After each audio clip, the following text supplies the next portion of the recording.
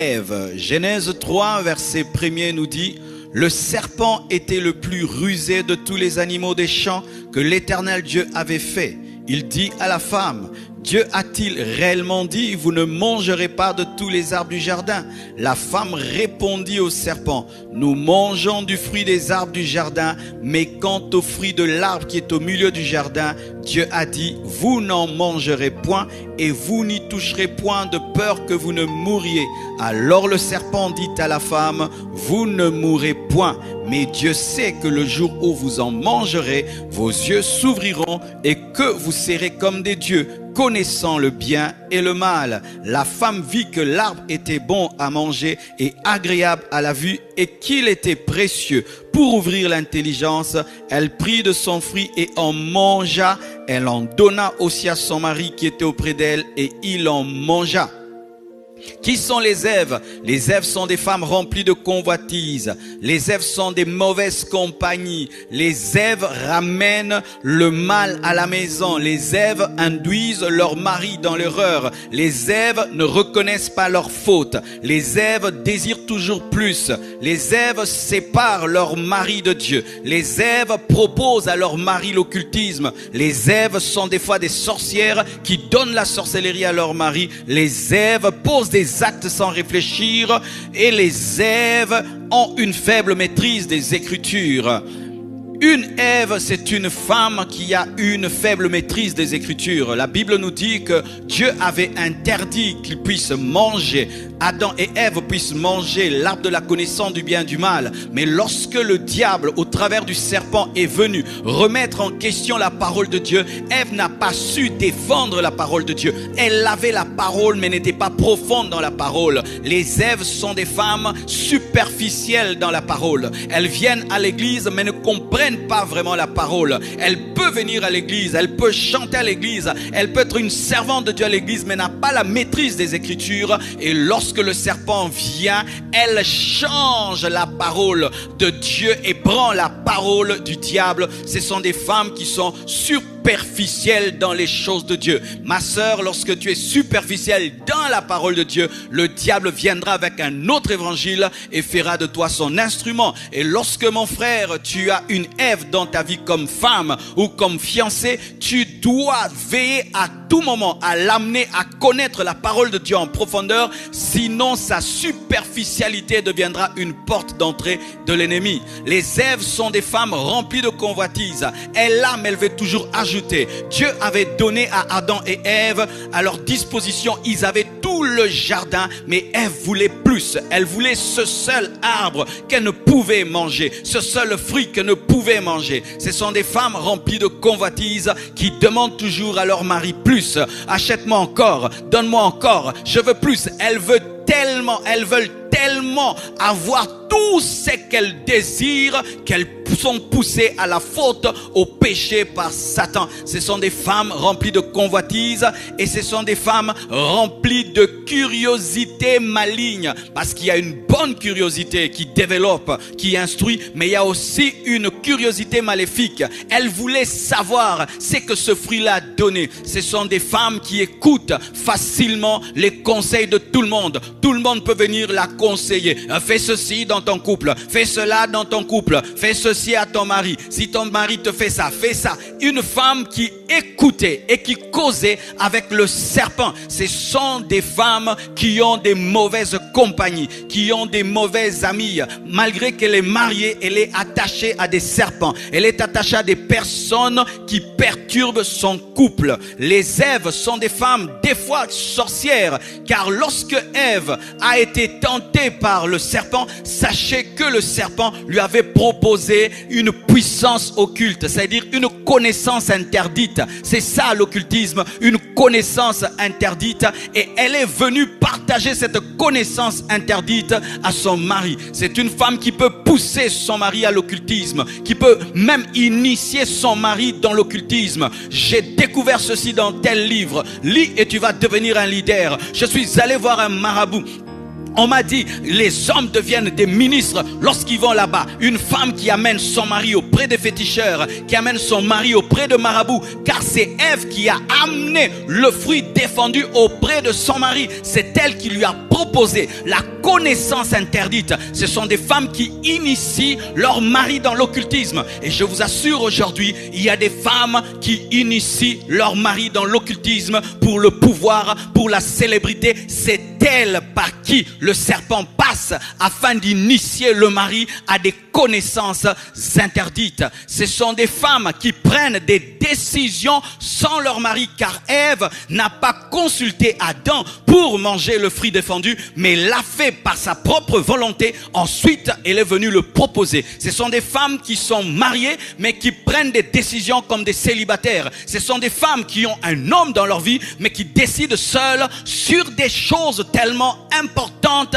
des choses capitales. Ce sont des femmes qui ne reconnaissent pas leurs fautes et qui disent que c'est toujours l'autre qui est fautif. Car lorsqu'on a dit à Ève, pourquoi as-tu mangé, au lieu de dire Seigneur, pardonne-moi, elle a dit c'est le serpent, c'est le serpent. Jamais n'a tort, jamais ne reconnaît son mal. Ce n'est pas ma faute, c'est le serpent que toi, Dieu, tu as créé. C'est ta faute, Seigneur. Ce sont des femmes qui ont tout le temps raison et qui ont toujours le désir d'avoir plus, d'avoir plus, d'avoir plus. Des femmes qui séparent leur mari de Dieu, car la parole nous révèle qu'avant que Ève ne soit créée, Adam était en communion avec Dieu, mais lorsque Ève est venue, il a été séparé de Dieu. Ce sont des femmes qui entrent dans la vie des hommes. Ils trouvent un homme qui prie, un homme qui jeûne, un homme qui va à l'église, un homme qui se sanctifie, un homme qui se contente de son salaire. Mais lorsque elle vient, elle pousse le mari au vol, elle pousse le mari à aller dans les boîtes de nuit, elle pousse le mari loin de Dieu, elle pousse le mari auprès du diable, des Èves.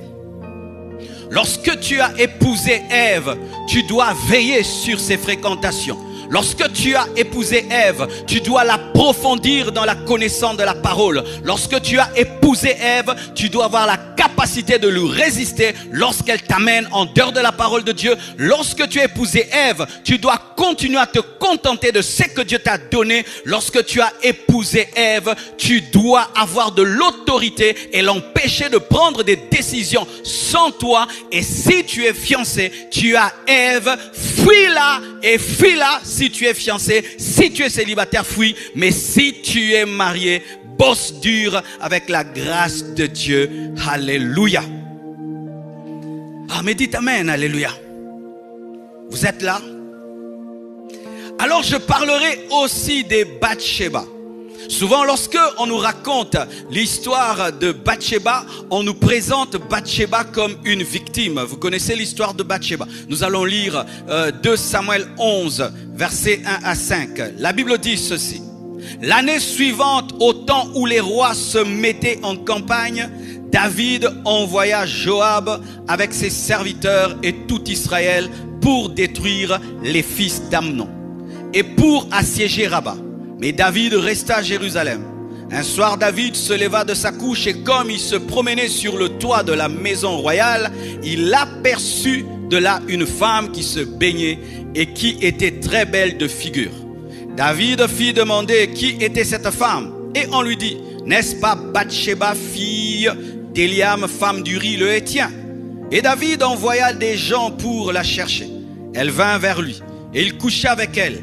Après s'être purifiée de sa souillure, elle retourna dans sa maison. Cette femme devint enceinte et elle fit dire à David, je suis enceinte. Qui sont les Bathsheba?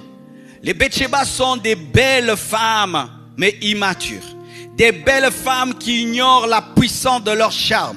Ce sont des belles femmes, mais sans clôture. Ce sont des belles femmes qui ne séduisent pas directement, mais qui ne disent pas non. Ce sont des belles femmes qui tuent avec des balles perdues. Qu'est-ce que je veux dire? Bathsheba n'a jamais séduit David. Elle n'a jamais fait un effort pour que David la voie en train de se laver. Bathsheba n'a jamais fait un effort pour que David vienne vers elle.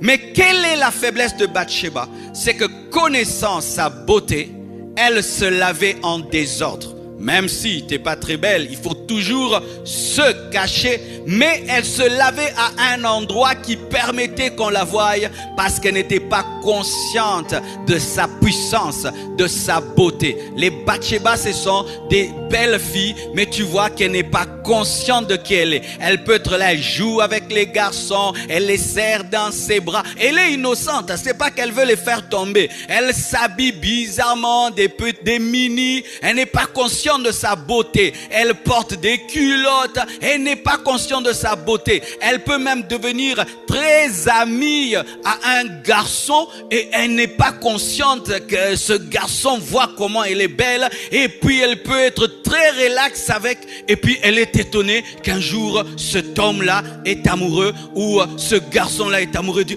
Mais comment tu peux m'aimer comme ça? Parce qu'elle n'est pas consciente. Ce sont des femmes qui tuent avec des balles perdues. La balle perdue de Bathsheba a tué David alors qu'il était au balcon. Ce n'est pas qu'elle est allée vers, mais c'est une personne qui a une puissance, mais qui n'en est pas consciente. Les Bathsheba. Ma sœur, lorsque tu te regardes dans un miroir, c'est que ton miroir te montre c'est ce que tu es. Et tu dois savoir que c'est ce que les hommes voient. Il y a des femmes qui se regardent dans un miroir et puis sortent et elles oublient comment elle est. Nous voyons de telles choses ici à l'église des fois.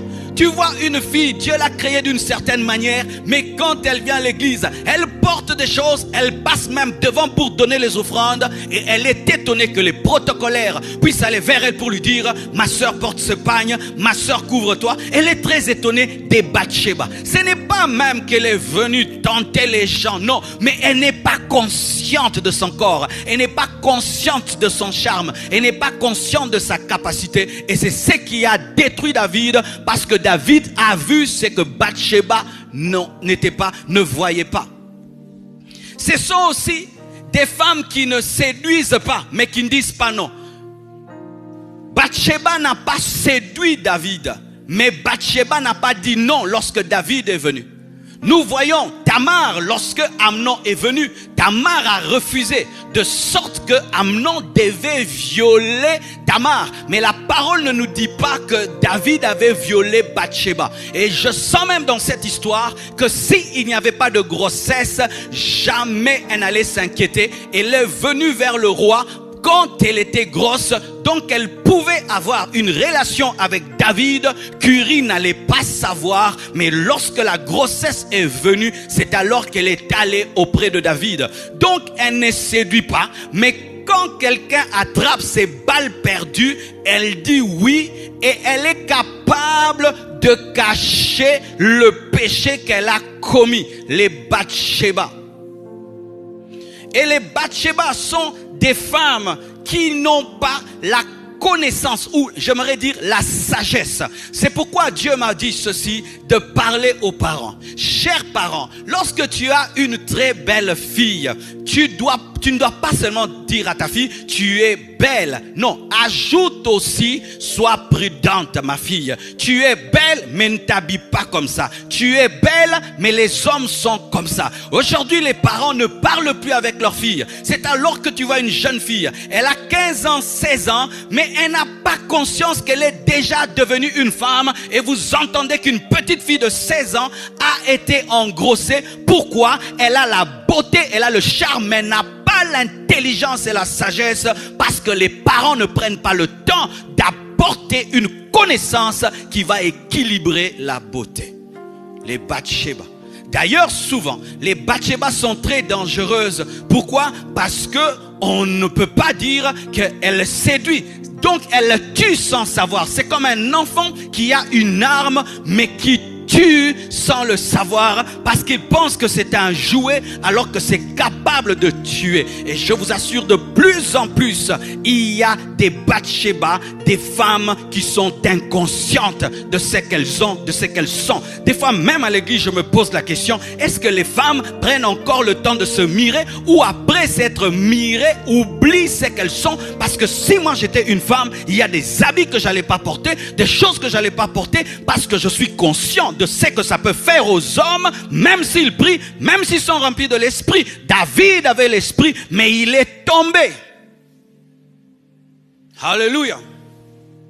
Alors lorsque tu as une femme, cher homme, une femme, parce que certaines femmes aussi, même en étant mariées, parce que Bathsheba était mariée, mais elle se lavait en désordre, tu dois veiller sur l'accoutrement de ta femme et lui dire, ma femme, on ne s'habille pas comme ça. Ma femme, on ne cause pas comme ça avec les hommes. Ma femme, je ne veux pas l'amitié avec des hommes. Oh non, mais je suis marié. Oui, même si tu es marié, Bathsheba était mariée. Elle s'est lavée en désordre et un roi est tombé avec elle. Troisièmement, les femmes de Job. Les femmes de Job. Job 2, versets 9 à 10. La Bible nous dit ceci. Sa femme lui dit, tu demeures ferme dans ton intégrité, maudis Dieu et meurs. Mais Job lui répondit, tu parles comme une femme insensée.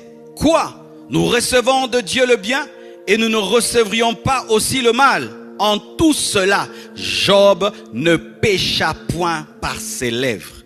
Qui sont les femmes de Job? Ce sont des femmes charnelles. Ce sont des femmes de la richesse. Les femmes du meilleur et non du pire.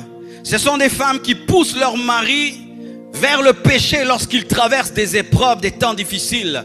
Ce sont des femmes qui considèrent la discipline de leur époux et leur caractère comme étant une faiblesse. Ce sont des femmes qui n'ont aucune crainte de Dieu car elle a poussé son mari à maudire Dieu. Ce sont des femmes qui considèrent la loyauté comme une faiblesse et qui poussent leur mari à se rebeller contre l'autorité, pas seulement de Dieu, même leur chef. Ce sont des femmes qui se débarrassent de leur mari dans les moments difficile. Job, quand il était le multimilliardaire en bonne santé, cette femme était toujours là. Mais lorsqu'il est tombé malade, elle a dit, tu demeures dans ton intégrité malgré tout ce qui t'arrive. Maudis Dieu et meurs. Meurs pour que je me remarie. Meurs pour que je rentre chez nous. Meurs pour que je reprenne ma vie. Ce sont des femmes qui, quand elles disent pour le meilleur et pour le pire, le jour du mariage, ce ne sont que des belles paroles. Elle ne peut pas rester près d'un homme qui est malade. Elle ne peut pas rester près d'un homme qui a perdu le travail. Elle ne peut pas rester près d'un homme qui a échoué. Elle ne peut pas rester près d'un homme qui n'a plus de succès. Elle ne peut pas rester près d'un homme qui ne l'habille plus, qui ne paye plus le loyer.